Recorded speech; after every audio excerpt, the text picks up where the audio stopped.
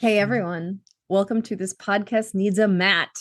I'm Erica Davis. And I'm Peter Malone Elliott, and this is Real Talk about writing, publishing, and everything in between. Our guest today is the big man himself, our boss, Mr. Matt Misetich, Senior Executive and Partner at Pipeline Media. Woo! The man who makes things happen, or pretends to. That's where he pretends. But first, Erica. Oh, yeah. How are you doing? Peter, my colleague in crime, I am tired. We had a rescue puppy with us the last week. I can't remember. Time is irrelevant now. I forgot how much puppies are. Not financially. I mean, what we're fostering, so everything is paid for. And it was an emergency situation, but it's been worth it. And she's around the corner from my house now with a family who is falling in love with her. And it's like, today's like the first calm day. And my two dogs are like, thank the fuzzy pup lords that there's no one else here with us. This was just a good day to have a recording to do because it was something totally different than, oh, look, another pile of dog poo. Okay, there's worms in that one. Yeah, she's better now. Okay. She's doing really good. She put on a lot of weight. Her name is Bella, but I called her Hilda. And she responded even better to that. Okay. So. That's probably really confusing for her, but okay. Confuse the puppy. Yeah, sure. Call him a different name. It's fine. It's fine. She's had her name for like a minute and I don't know. I don't mind. I change my dog's name all the time. Each of my dogs has like 7 different names. They know the tone. You know what Panda's initial name was before I adopted her? What's that? You ready? It's it's a complex name. Okay. Mama. Mama? Her name was Mama. Oh. And then the shelter renamed her Panda. So I got her as Panda. Yeah. And you kept her as Panda, yeah? Yeah. Yeah, no, see, Mama and Panda are approximate rhymes. So that's not that confusing to a dog. Panda.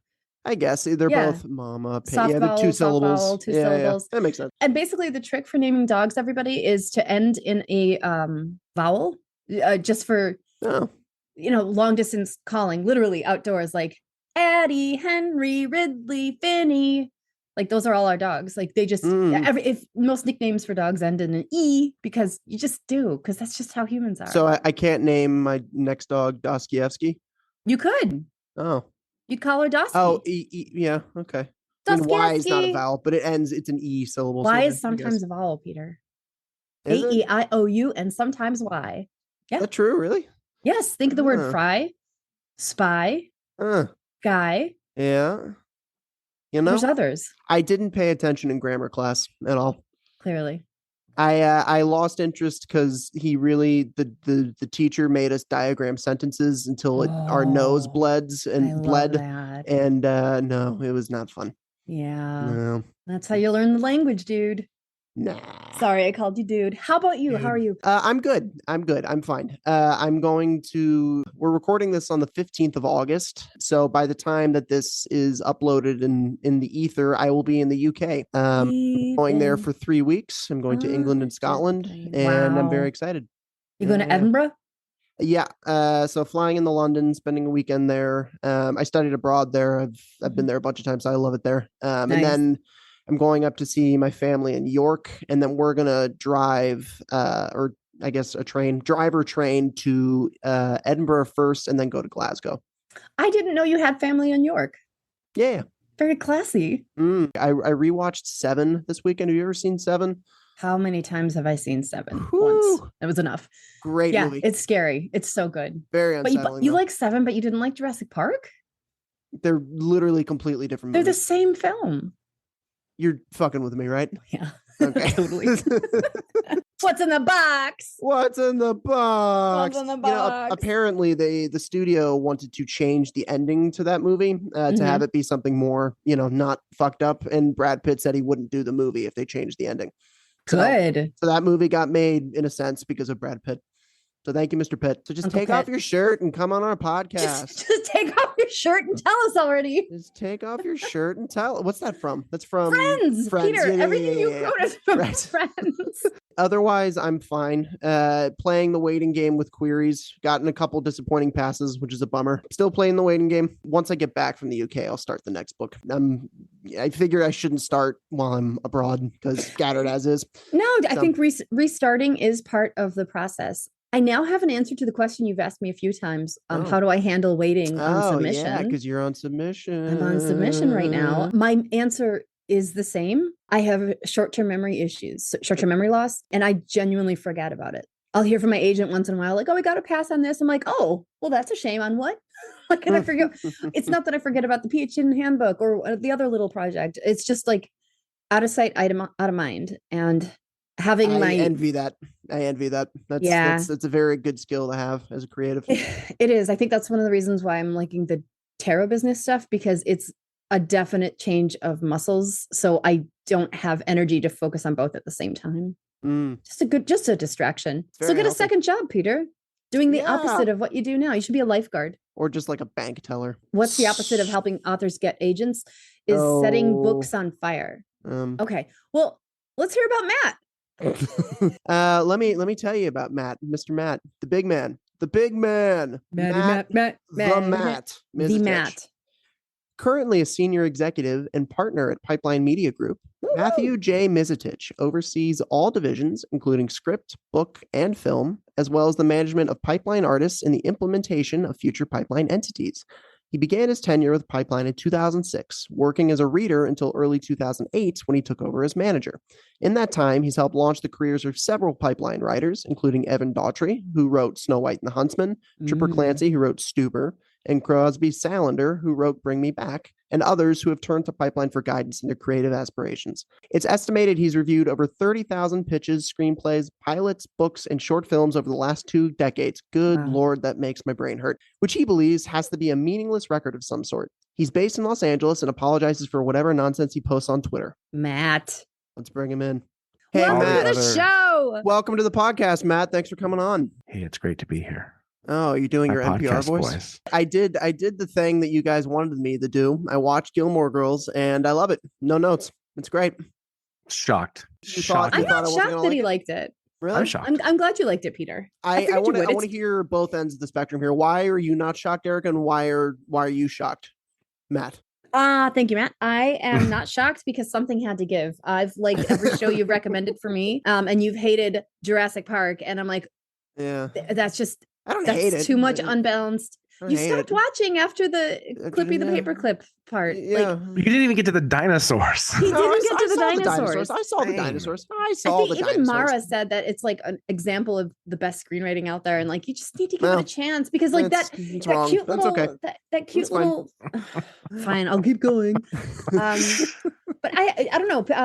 Gilmore Girls was just. I know it was around when you were like also 5 years old. Like it's an early aughts show, and 2006, right? Yeah, 4, 5, 6, something like that. Maybe that might be early aughts. Early aughts. Yeah. Didn't it debut in 99 or was it 2000? Something. It was also early, something I could look up easily. Yeah, Matt, you're our research guy. Use the internet machine. So, Peter, I'm not surprised that you enjoyed it because I'm starting to get to know what you do and don't like about shows. I thought you were going to not hate it, but the fact that you actually liked it, that's surprising to me. Yeah. No, it's fun. I mean, like it's like I said, it's comfort food. It's like I view that on a very different spectrum than like something like Jurassic Park, which is supposed to be heralded as a classic piece of cinema. You know, like Gilmore Girls knows exactly what it is. It's comfort food. It's mac and cheese done really well, and that's all it's trying to be. It's not trying to be anything else. So that's great. Right. Yeah, I'm all for it. Matt, where are we on the research? It's like like The Mentalist or White Collar or other shows like that I love that are like, you know, they're comfort food. They're fun. They're not supposed to be anything else. Like all shows my Uncle Bill likes. Yeah. Let's get Uncle Bill on the line. You watching Monk too, Peter? No, I never watched Monk. That was it was Tony Shalhoub though, right? That was the dad from Mrs. Maisel, right? Yes. The dad from Mrs. Maisel. Erica and I know him as the cab driver on Wings. Also, the cab driver on Wings and the extra alien in Men in Black. Oh, I have any idea how much that stings. That's right. All right, Matt, why are you shocked? Shocked because I thought it would be too cutesy. Too cutesy. Peter. Too cute. You're saying I'm dead inside, is what you're saying. Yes. That's on record. Matt, you did start watching Gilmore Girls. I remember on Twitter, like the big fit you put when like, oh my God, I can't stop watching the show. What was it that sparked you to actually watch it in the first place? Because the personality of Lorelei. So her mother calls her Lorelei. No, it's Lorelei. It's Lorelei. That's fine. I mean, I'm just going by what Emily calls her, but whatever. Personality matches up. It's very hip and quick, and I like and you're all of those things. You're hip and quick. I'm quick. Depends on the week. You said there was an Inception second guest. Who's the Inception second guest? Or are you just bluffing? I have another Gilmore Girls fan. One moment while I have her join me. One second. Please. Come here, special guest. And her name is Madeline. And I think we're related. Yes. Madeline, welcome. Welcome, Hi. Madeline. Thanks for coming on the show. Oh, you're welcome. The first thing I want to know, I don't know if it's Peter or your dad who already asked, but do you have a favorite character from Gilmore Girls? Yeah, Rory. Nice. Gotta be Rory. How Great come? choice. I feel like her personality is kind of like me, kind of shy. Well, we have the same Oh, answer. that's kind of great. I also want to know, who's your least favorite character? Emily, her grandma. Yep. Really? What don't you like about Emily? She's kind of strict. Yeah. Which is the 10-year-old's way of saying she's inflicting past trauma upon her daughter perpetually into adulthood. All right. Be fair. Madeline, what Gilmore Girl is your dad most like? I feel like the mom. Yeah. Did your dad bribe you to say that you thought he's like Lorelai? No. But she watched the entire series front to Oh. back, did not get bored of any episode. Oh, cool. She's also watching This Is Us. I don't know if she's that into it. What TV show do you think we should watch and give a chance to? Yeah. Big City Greens. Don't tell her I'm anything. sorry. That's for kids. Big City Greens is not for kids. Yes, it is. No, it is one of the best written shows on television. Okay, you Matt, guys. That'll be your Seriously. answer. What about you, Madeline? Okay. I think you, if you like Gilmore Girls, you may like This Is Us. Good recommendation. You guys haven't seen This Is Us? I haven't. watched the pilot a long time ago, but I don't remember it at all. It's the best written network hour-long drama of all time. Besides like Wow. Lost or something. Besides But, like, for this what about type the West of Wing? this, What about the West Wing? I never watched the West Wing because it's boring. No. That'll create some hate. Thank you for coming, Madeline. Madeline, I'm gonna thank you so imitate Jeff much. Goldblum now for the These rest. two are off the rails. Thank you, Madeline. Thank you, Madeline. What a wonderful, wonderful little girl you have, Matt. Yes. How old is she? I don't know. Oh. Jesus, Matt. Good. That's All good. right, moving on. Obviously, given that you're the big man on campus here, you have a lot of responsibilities and a lot of oversight. Mhm. What do you think is the biggest misconception authors have when trying to transition into film and television? I think there are a couple of misconceptions. One, I think that authors who are not accustomed to the film and TV industry look at it unfavorably.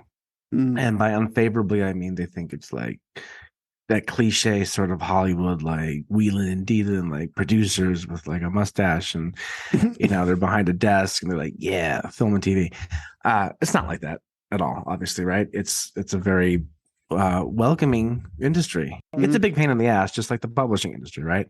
Every industry is a pain in the ass. But I have found it more open and accessible than one might think it to be. So that's one misconception. Interesting.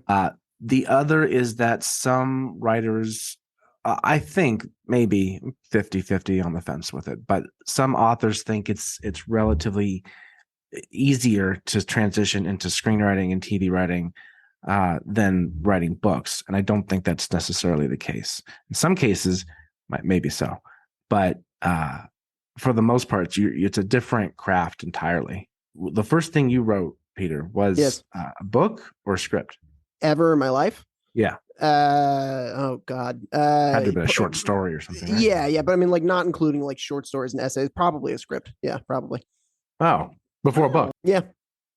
See, my first writing was a book, actually 3 books, each slightly less terrible than the last. That's how it goes. Yeah, but we've talked about my first book that I wrote when I was 16 and how I really, really want to get it self-published because it is like a primer on exactly what you're not supposed to do as a novelist, A to Z. I'm like talking concept, character, offensive dialogue, themes that don't go anywhere, plots that don't go anywhere, unnecessary chapters, unnecessary characters, unnecessary scenes. The prose was not very good. But you have to get your bad writing out of the way. You have to suck before you don't suck. Yep. I could have put that more so eloquently. good. No, that's completely true. It is interesting, Matt. I mean, you and I, what we've seen, it is fascinating to see. Sometimes there are authors that are better screenwriters and screenwriters that are better authors. And Totally. I don't, even though, yes, they are very different mediums, I think both, if you want to be an author, you should try your hand at screenwriting and vice versa. I think you need to at least try both.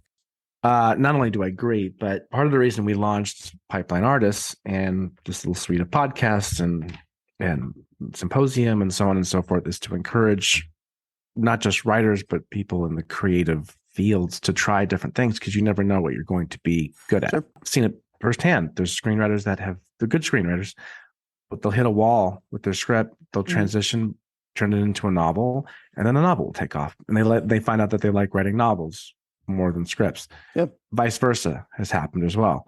Some people are good at both.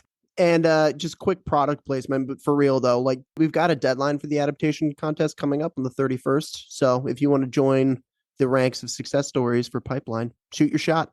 To shed a little light on that without talking about it too much, I mean, we worked with the winner last year was Aaron Clark, who wrote oh God, what's the name of the book? Color of Law. Under the Color of Law. Under the Color of Law, which came out via Amazon Crime imprint about in late 2020, early 2021. And we worked with him for, what was it, Matt? Like a good year, like a good 10 months on that pilot, 8 months right? or so. Yeah, it felt like overkill at some point. At least that's what you said, Peter. And I kind of agreed. I'm like, I hope at a certain point, he doesn't feel like it's overkill, but he took notes so well. I think part of that too comes from a publishing background. I wish screenwriters could understand how much notes you get and everything. And like, especially when you're a novelist, it's not just like, film and TV. And it's just understanding that the notes are inevitable. So, so that's probably part of the reason why he was so great to work with. And he had the humility to take the notes and to not, lash out and get angry and upset. And but I mean, seriously, like it's even when he didn't like exactly implement, exactly the notes we had given him in a certain draft, he took the note behind the note. Taking the note behind the note is super critical. And for writers who don't understand like what that means or how to do that, it can be difficult for the person who's giving that person notes because they just want like, well, tell me what to do to make it perfect. Right. And it's like, that's not how feedback works, right? Kind of have to say like, well, this isn't really quite working. I don't have the exact solution for you because there's multiple ways you can change and spin a story. Can you kind of explain in your words what that is for you? And I'll give you even a difficult example in the world of nonfiction. Let's say Erica has written a nonfiction book, which she has. Ta-da! And something isn't coming across clearly in some part of her moment in time, right? I could tell her, oh, could you detail it this, and this way, and then put it in this chronology, and then word it like this. But instead of telling her that, I would say, this isn't coming across as clearly or as emotionally impactful as it could be. Maybe you could try doing it this way, or maybe this way, or maybe that way. That's actually a pretty specific note, but like the note behind that note is that something isn't resonating emotionally. How do I fix it? I don't believe in like a reader or reviewer, whoever's reading it, telling the writer what they should do on how to change it with minimal exceptions. It should be up to the writer to figure that out on their own. But again, some writers don't want that. They want the easy answer. They want like, tell me exactly what I should do. And it's like, well, you can't do that. Good, bad, and ugly. I like people's suggestions because I have visceral reactions to them. Like, oh, that's exactly what I was trying to think of how to do it. And I didn't realize it. That's usually Isabel's feedback for me. Isabel Sterling's, she's dead on with it. But some of my other writing buddies, they'll say something. I'm like, oh Christ, that's the opposite of what I need. And there's my answer. Right. That visceral reaction, it's my subconscious knowing what I need before I know. It's an important thing for notes receivers to realize that like, they're just suggestions, right? I mean, they're not going to be, this has happened to me before with working with authors and screenwriters and for Pipeline, where like I'll give them a suggestion and then I was like, something like this may work, right? And then they implement that exact suggestion I gave them, but it's still not quite working in the next draft. And they're like, well, I did what you said. It's like, well, right, but that's not really the point. It's easier said than done to take the bird's eye view of notes, but it is a really important skill for. You got to read between the lines. That's half the battle. Especially, I mean, like if you're, Aaron was adapting his own book, which that's working 3 different muscles at once, right? Right. I mean, a script is very different than a book. He had to cut things, create new storylines to a point. It's and it's his own book, which is difficult. Yeah, right. Yeah, it's not like he's adapting. Because you don't want to cut anything. Author. The first script I wrote, I adapted it from the second book that I wrote. God, please let me read that for my birthday. Oh, by the way, hey, I didn't want to mention. I didn't know how much time we had, but I was looking through my old files just now, and I'm like, maybe I can find the old book, and I know it won't open because it's all weird. Because it was from Microsoft, it was a WPS file. Works. The hell is Microsoft that? Works. What is WPS? But I just found it. I opened the file. It's all code, like weird code and stuff. So I guess wingdings. Damn. But when I scroll down, the whole book is there. Oh my God! I have to read you. This is an exclusive. Bless an us. exclusive. Read us the opening paragraph. Oh God. What's the title of the book? It's called. All right, I'll pitch it to you. It's called The Oracle. And it's about the end of the world and the rise of the Antichrist. And Matthew, what year was this tome? This was 1996, I believe. Wow. Here's why I wrote it. I spent the summer. We don't care why we wrote it. No, I'm going to tell you anyway. Okay. No, it's important because this is what not to do, you guys. Yeah. It's what not to do, but I bet you this is the reason why some writers actually end up starting to write. I spent the whole summer reading like every Stephen King book. So I read Dolores Claiborne, I read It, I read Gerald's Game, I read Langler's, I read the whole thing. And then I got to the Gunslinger series and I read the first 4 because that's all that had come out up to that point, up to Wizard and Glass. And then I wanted a book after Wizard and Glass. And I'm like, well, if I want to read more, why don't I just write my own book and just kind of like, so I started writing this and God help me. It is just awful. Opening sentence. Here we go. Let's do it. Well, I'll skip the prologue, which is written in first person. Okay. Great. Good decision. I'm telling you, it is a primer on what not to do. Chapter 1, the derivation of the corrupt. So good. In his Icelandic dialect, the man chanted. His wife's response, a reticent, I'm trying. Oh. It's an SAT word. Yeah. The head emerged first. Ordinary so far, but something unpleasant lurked in the shadows of the pusher's mind. Oh, the Eind. Wow. I'm going to stop there because you're losing listeners. Never stop reading this. One more sentence. Okay. No, it doesn't feel right. Just changing tones. No quotes. Change in perspectives, POVs. The small cabin felt like it caved in on the pregnant woman. The midwife glanced at the suckling breaking through into the world. Suckling like a pig.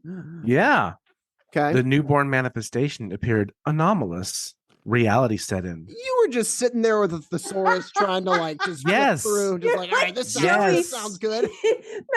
Oh my God, he's like Joey writing the reference letter from Chandler and Monica. Well, oh my! I don't know if Peter got that reference, but that was I did. I love reference. Friends. I love Friends. I've seen all of it. Yeah. Oh my God, that is. Thank you. And their loving was so laborious. Hey, it's thank terrible. you, Matt, for that gem. You are welcome. I feel like if I kept going in here, I would find there's the most like. That's even intentionally offensive content just because I wanted to go for like shock value because when you're 16 you don't know what you're doing.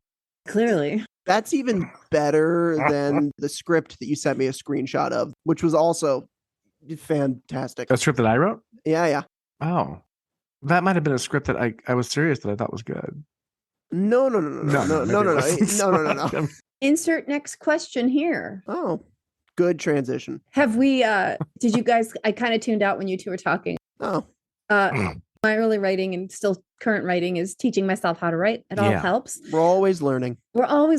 And speaking of which, God, what a great transition. Erica, we're crushing it.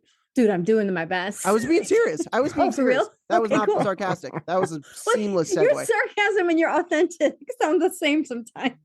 I entered the publishing world because I left the film world. What are some mistakes that authors like me do make when we attempt screenwriting, aside from the ones I already know I make? Besides the mistakes that new screenwriters who have never really written anything before make, which is authors. not Like learning the fundamentals. Right. Not reading scripts, produce scripts and stuff to get a sense of like how things flow. Mhm. I think some authors might treat the script like their novel, so they get a little bit too descriptive with their action lines, or knowing that when they get that note, then they go too far in the other direction. They where go. it's like Greg walks into the room, and then there's like 3 pages of dialogue. It's like I have no idea where I am. There's a very happy balance between the two. Mhm. And Peter's a good example because his scripts are very literary in a sense, but they're not weighed down by Thank prose. you. That's nice. That's really They're nice. very snappy. Yes. Thank you. Thank you. Yeah, it is you have to like be able to convey the same weight of like emotional resonance that in a book you would say in like maybe 2 or 3 sentences. In screenwriting you get like 5 words to do the same thing. Right. And that's always the thing I say to when I work with authors writing their own scripts. More so, I've had people go the other direction where they do it like you said. Matt walks into a room, he sits down, they talk, he's angry. You know, it's more that than the overwriting. What's weird for me was entering publishing, not only after screenwriting, but after a decade in academia, because in academic writing, you have got to cite and over-explain every fact in your paper. It's the opposite of any other type of writing out there, whether it's screen or noveling or not creative nonfiction. Over-explaining is a trauma response, but it's also an academic response. So some days it's academic where I over-explain, other times it's just the trauma, and that's okay. I don't know where that was going. You're welcome. I have a question for both of you. Oh. At what point did you figure out like what your style of writing is? And I asked that because I look back at what I wrote when I just read the horrible prose, and it is still very not Hemingway, but F. Scott Fitzgerald. I do get like a little flowery, and I think that's just my style. But it's a lot more readable and less grandiose and arrogant, probably now. But it is still very, there's a certain style that I kind of gravitate towards when I'm writing fiction. When I'm writing nonfiction, it's very like my voice, poppy, like Anthony Bourdain, just quick, get it out, sort of like blunt stuff. Yeah. So my question is, when did you figure out what your actual true voice was? And does that change from writing fiction to writing like essays and nonfiction? It sounds like I'm not going to be answering your question, but I am, I promise. The whole film school debate of whether or not film school is necessary, I think it's probably not necessarily necessary. But that said, it was a wonderful incubator lab to get all of my bad writing out. So I did figure out what my voice was in those, 3.5 years. I had the safe area to fail and get my pages read and hear it out loud. And also another thing that really helped was the play that I wrote that got produced in LA. That was an invaluable way to realize how you should write for actors and characters, which is for film and TV is obviously so important. So it's probably a combination of those two things where I really kind of got my feet. It's like, okay, this is my style. This is how I do it. Yeah. I feel like you and I talked about that with Liz Wiley when she was on. Yeah. About the best advice for writers is to write a play, like write dialogue. Get to know something like that. Especially if you're doing film and TV. I mean, obviously there's a lot of differences between the two mediums, but in terms of, writing a role that an actor would want to play, which is, 90% of getting a film financed, there's no better proving ground than theater for that. Can you repeat the question, Matt? When did you figure out what your real like fiction voice was and when your real like nonfiction voice was, and are they the same? Okay. Unofficially, I realized that I was stronger at nonfiction about 2 years ago. And I am really good at fiction dialogue, but that's a 10th of a novel. Officially, I actually had a revelation yesterday. In fact, I talked to Peter about it today, that I'm going to be pivoting to exclusively giving feedback from our eval workshops on nonfiction works. I know there's not many, and that's fine. There's not many yet, but I get to start screaming about them on there because I'm losing my wiring for fiction right now, for reading it, for being able to evaluate it critically. I think because I'm not writing it right now. I'm working on some tarot deck ideas, and that's closer to nonfiction than anything. And I'm going to be pitching a different nonfiction project to my agent soon. And just my heart is in nonfiction now. It feels like you were just saying, it feels like it's my voice. It's so much easier for me to write. And I need that right now. I'm working on, professional boundaries, and fiction is going against the grain for me right now. That could easily change in 6 months and 12 months. But right now, this year of our Cthulhu Lord 2022 in August, I only have eyes for nonfiction, even memoir, which I don't typically read. I own a ton of memoir books, but it's all humor. I'm shocked. Funny enough, I am really loving reading the stuff that I like to write. I don't know why it took me so long to figure that out. I will watch like scary TV shows and scary movies, but I've lost my love of writing it unless it's mostly comedy or nonfiction. Yeah. Going off of that, there's actually something I wanted to add to my answer, which Erica just prompted it. My film and TV background has really, along with, growing up with my mom and then my work with Book Pipeline, but my film and TV background has really influenced in my fiction interests, my novel interests.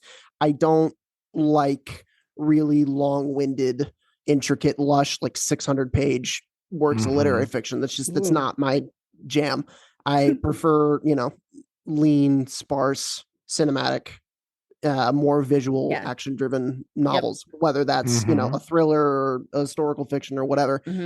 So that has definitely played a big part in my interests. Yeah. Well, you will never be reading my fiction because I like longer lit fiction, just not dense, but that's surprising. Yeah, I mean, I pulled up what I had last written, and I'm looking at the ending that I wrote. Oh dear! And I'm like, this is not Peter's thing at all. I mean, look, more like I'm able to I'm able to read stuff like that and go, okay, I can acknowledge that this is well written and well done. It just doesn't interest me.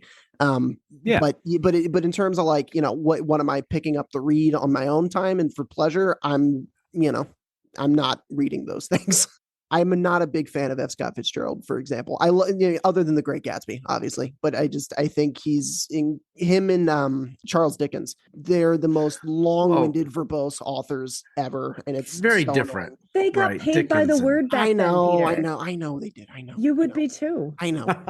If I took my first novel from 1996 and got paid by the word in like the 18th century, I would be the richest person. I know. Well, and then there's also the whole thing. F. Scott Fitzgerald stole most of his writing from his wife, so there's that too. Zelda. Anyway, Matt, I cut you off. I'm sorry. So, Matt, as someone that regularly is getting writers out to industry in film and television, whether that be managers, producers, agents, what would you say that they are looking for most in a writer, whether that be an author who's written their first script, a screenwriter who's, on their 10th spec? I mean, what is that X factor in terms of going from an amateur to a working writer? Well, a couple things. The writer has to have a voice and a perspective, and there has to be a sense of authenticity to their writing. And that always shows on the page. The story has to be somewhat original, or at least it has to bring something fresh to the table. I use Coda as like a good film example of the last year. It's a family drama, right? And like she wants to do stuff, and my parents are like, "No, we got a business." And then she's like, "Yeah, I don't want to be a fisherman or whatever." That's the summary of Coda. This is basically the movie. Yeah, this is a horrible summary. But it's on the surface, it's a basic family drama. But look at what it's bringing to the table. It's shedding a light on the deaf community with children of deaf parents, right? And we haven't seen that before. And they did it in a way that wasn't preachy, that wasn't like, look how rough things are for people who can't hear and the children that they may have who are also deaf or not deaf. It didn't draw that fine point on it. It was very nuanced, and it was really well done, and it got made, and that's why it got bought, and that's why it won an Oscar. I will always kind of debate like authorship points, but what I won't debate is that direction that we've gone in, at least with film and TV, where we're casting people who are, as whenever possible, casting people that fit the identity of that character. Yeah. Can you imagine if Coda did not have Marlee Matlin or Troy, what's his name, Kotsur? Authenticity in the storytelling is a must. You have to, if you're writing about a specific type of subject matter, you could research it really, really well and kind of get away with it and do it really well. And I think that's totally fine. But I would always recommend writers write something that feels personal. If I'd much rather read a TV pilot about like an Italian American family living in Buffalo from Erica than I would from Peter. Hey, Matt, what's something you wish you had known when you started at Pipeline 400 years ago? Ooh, 400 years ago. Well, the printing press had just come out, and it was Gutenberg. Shout out to Johann Gutenberg. That guy. Let me tell you something. Sloppy drunk. Gutenberg. You know what? I wish I would have known what the common flaws were amongst most writers, because now I have 60,000 scripts later, TV pilots and books and everything later. You see what the common thread is year over year, and now I can impart that wisdom on Twitter to the chagrin of most of my followers. But I didn't know. I was just like, oh, this is not a very good script. This writer must not know what they're doing. And it's like, well, no, a lot of people really don't know what they're doing because they haven't been taught the right way. If I had known that then, I think what we just launched through Pipeline Artists, I think Symposium would have been ingrained in the Pipeline universe before that, taking these fresh angles and saying, hey, now that I know like what people actually need, here it is. Rather than like, oh, I wonder why this person doesn't know what they're doing, or I wonder why this person, even on the other end of the other things, what makes the script really, really good, you start to learn over the years. 15 years ago, when I was younger and reading scripts, I would have never really thought of like, oh, this script is good because there's an authenticity to the voice. The style is really engaging. The writer knows what they're talking about. It has something to say. You just kind of look at it and say, oh, this is a good script and this is not a good script. There's more nuance. Oh my God. Jinx, that was weird. Yeah. I'm in your brain. You two are creepy. I'm not convinced you're two separate people. No, same person. Yeah. We should write a pilot about Buffalo. Even though I've never lived in Buffalo. But your grandma and I were neighbors. Yes, they were. You were. Yeah. You grew up in what part of town though? Williamsville. And then my husband and I moved to, I moved around the country and then eventually came back, married my husband, and then we lived in Tonawanda. Oh, you did live in Tonawanda? Yeah. Oh, did I know that? Yeah. That's where you said your grandma lived. Yeah. What street did you live on? Paramount. Pfft, those hockey pucks. No, I don't know where Paramount is. Is that near the river? Or not really near the river? I don't know. It's by Chipotle. Hey, gang. Not that our listeners aren't super interested in the geography of Buffalo, but is it time to wrap up? Thank you, Peter. So, Matt, tying this into your neck of the woods here, have you found a more willingness of film and TV executives to read first-time screenwriters that were formerly novelists? I don't think they care. I don't think they care in terms of like how long they've been screenwriting, because like that's not a question that even comes up. I'm just sending them, hey, this script is good, read it, and they'll like it, let's say, and they'll meet with the writer and they'll find out, oh, it's their first script. Great. Now we can help them develop the next one. If they're a good manager, they'll help them, develop another one. Yeah. It's just about the writing. It doesn't really matter of like, what your experience level necessarily is. I am finding too that more novelists are kind of going into screenwriting, but I have no data on this and I'm just totally anecdotal and I might be wrong. I feel like even more screenwriters are going into novels now, which is smart. As evidenced by the people on this call. Yeah. Yep. Right. Well, you're part of my anecdotals, which I think is great because it is so much easier to get a book relatively. Comparatively speaking, so much easier to get a book published than an actual film made. Right. Yeah. The self-published book is instantly easier. I go self-publish a book tomorrow. Yeah, there's less to do. It's called The Oracle. It's coming out this oh my God. this September. Well, that's all the time. Matt's accidentally muted himself. Let me read you page 473. Oh God, there's that many Chapter pages. 72. On that note, Matt, thanks for doing this. This was an experience. Well, I actually legitimately like talking to you guys. So yeah, we like talking to you too. Yeah. Just not about my book from 1996. Matt Big Daddy Misetich. Well, we're gonna cut out Big Daddy. What's the famous Tennessee Williams play where the Big Daddy? Big Daddy. It's is it Cat on Hudson Roof or is it something like that? Yeah. Thank you, Matt. Yeah, seriously. Everyone, that's it for episode 5 of season 2. What a card, Matt. That's an expression that's not said enough. What a card. He's a card. He is. He's probably a greeting card for like sympathy of your dead plant? I would say he's like an 8 of clubs. It's a good card. Good card. We're going to be taking a brief hiatus while I'm in the UK because I'm gone for a decent amount of time. Yeah. But stay on the lookout for episodes to drop in September. We will have some good ones for you, I promise. And if you have any questions, rants, or raves about writing, or you want to learn more about us or Pipeline, please visit pipelineartist.com. And as always, you can follow us on Twitter at The Podcast Title, on Instagram or Facebook at This Podcast Needs a Title. And you can follow me on Twitter at The Davis Girl. And you can even follow Peter Malone Elliott on Twitter at PME Writer. Yeah. I love how you always say my full name. You never just go, you can follow Peter. You always say, you can follow Peter Malone Elliott. I'm sitting down with Peter Malone Elliott. Peter Malone Elliott. Coming to you live from Matthew Malone Seattle, Elliott. Washington at Misetich. 6:47 a.m. All right. Well. La la la la la la la.